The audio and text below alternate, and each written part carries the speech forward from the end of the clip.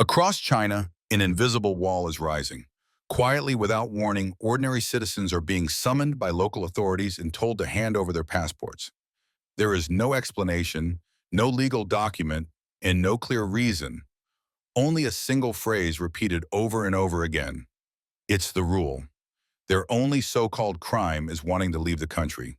One woman said that the day she returned from overseas, an official stopped her and demanded her passport. When she asked why, she was told coldly, because it's the rule. She protested, asking why the government had the right to take away her freedom to travel. Her post spread rapidly across social media, gathering hundreds of thousands of comments from others who had faced the same situation.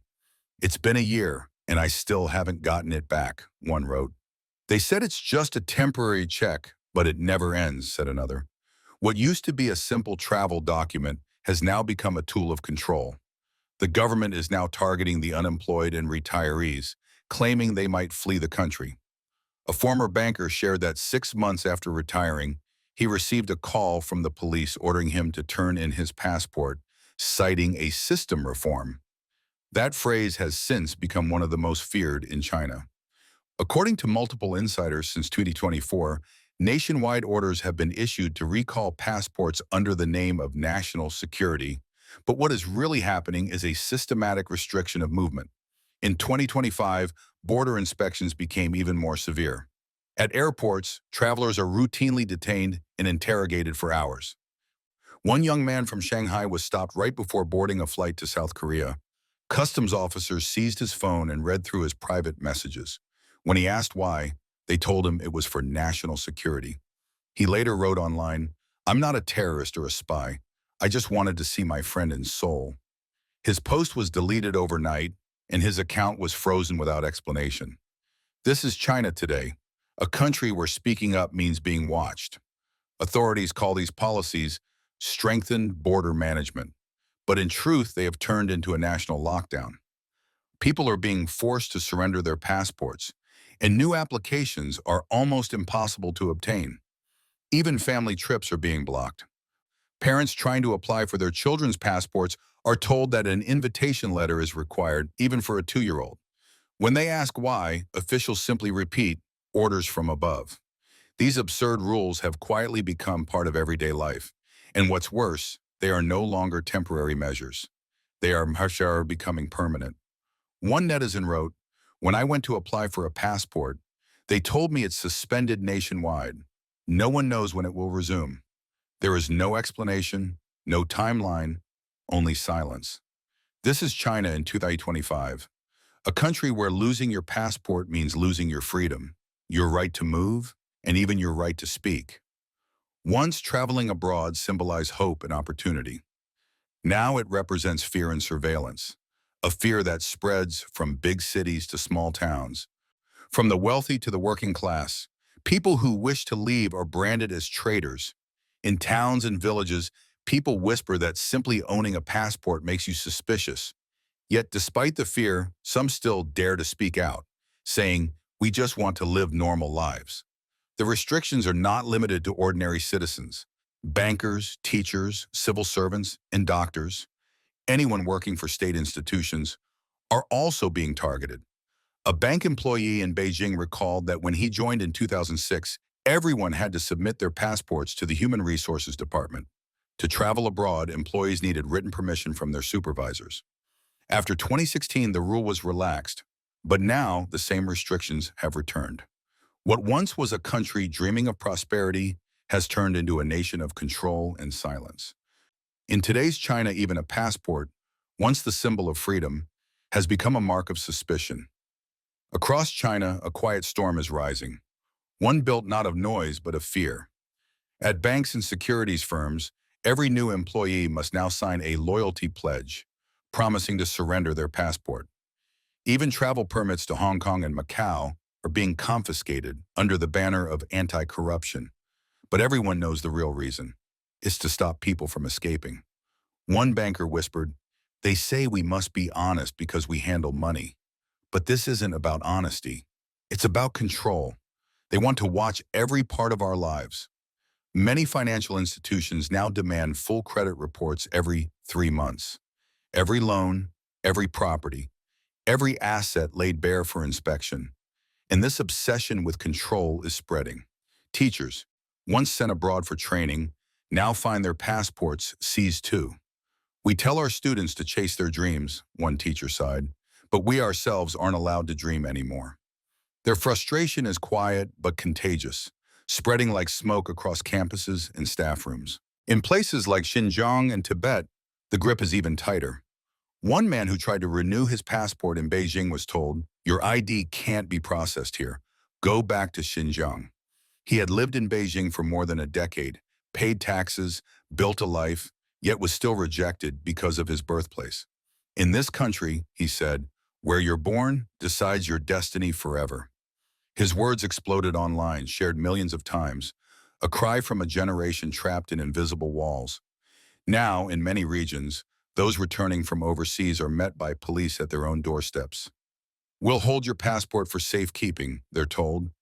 No explanation, no timeline. On Chinese social media, wave after wave of similar stories is flooding in, a silent record of a nation closing itself off from the world once again. And behind this tightening control lies a painful truth: the economy is collapsing. By 2025, unemployment in Beijing and Shanghai has soared to record highs. The streets that once bustled with white-collar workers now belong to delivery riders and street cleaners. People say all they have left in their accounts are a few thousand yuan and an ocean of anxiety. Consumers no longer spend, businesses no longer borrow. China's economy has shifted from ambition to survival, from growth to fear. The new national motto is unspoken but clear: safety first, freedom later. But in chasing safety, freedom itself is quietly dying. This isn't just an economic crisis, it's a crisis of life, of dignity, of choice. Across cities, pawn shops flash neon signs reading, "We buy anything." Watches, phones, even wedding rings, all being sold just to buy groceries. A housewife in Suzhou said, "Last year I could still save a little. Now I'm counting every coin just to keep the lights on." Online, trending videos teach people how to survive with side jobs and cut daily costs. A digital survival guide for a nation on edge. Shanghai's skyline still glows at night, but its sparkle feels hollow now. A taxi driver said, "The city used to never sleep, now it's silent. Factories are closing, flights are empty, and the people, they've stopped moving." This is the new China, a country that once dreamed of conquering the world, now struggling just to breathe within its own walls. China's economy may have frozen, but its people cannot stop moving, because stopping means falling. Every day, millions sink deeper into debt just to survive, borrowing money not for luxury, but for life itself. They search for jobs that no longer exist, chase salaries that no longer come, and fight to keep hope alive in a nation where despair is now the default emotion. In the first half of 2025 alone, more than 420,000 small and medium-sized businesses across China have vanished. Entire shopping streets in provincial cities stand deserted. Neon signs still flicker, but no footsteps echo. In an old clothing market in Beijing, once bursting with noise and color, every shutter is now locked. One shop owner, her voice breaking on national TV, said no one comes anymore. People don't buy clothes, they buy food, they buy time. It's as if the clock has stopped ticking in half the country. When the economy collapses, it drags everything else down with it: trust, livelihood, even faith.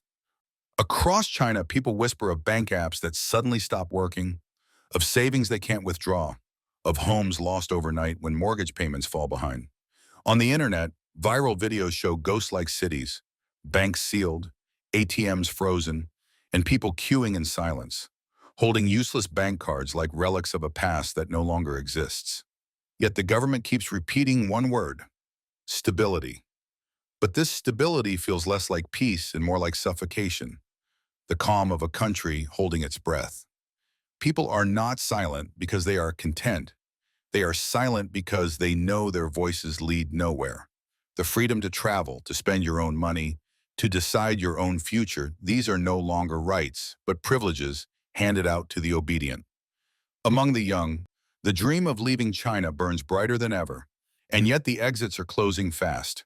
Visas denied without reason, interviews canceled last minute, flights blocked by technical issues. It's as if the sky itself has been sealed. The border is no longer just a line on a map. It's a wall, rising higher every day, invisible yet unbreakable. This is the silent face of a nation in crisis, where people still work, still fight, still hope, but live in constant fear of losing even the little they have left. And as the walls close in, one question remains. How long can a country survive when its people are no longer allowed to breathe? Thank you for watching till the end. We'll keep uncovering the stories that others won't tell, because the truth deserves to be seen. See you again in the next video. Please share your thoughts in the comments section below. We will keep reporting on the COVID surge in China, so don't forget to subscribe to our channel and turn on the notification bell to get the latest videos. And thank you for tuning in.